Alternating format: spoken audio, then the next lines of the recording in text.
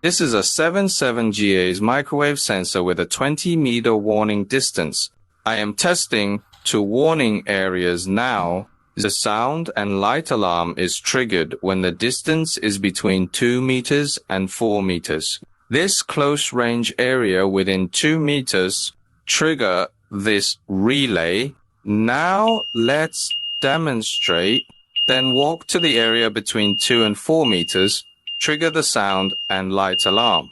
Then we looked at the relay, then walk forward to the 2-meter area. Then the relay jumps.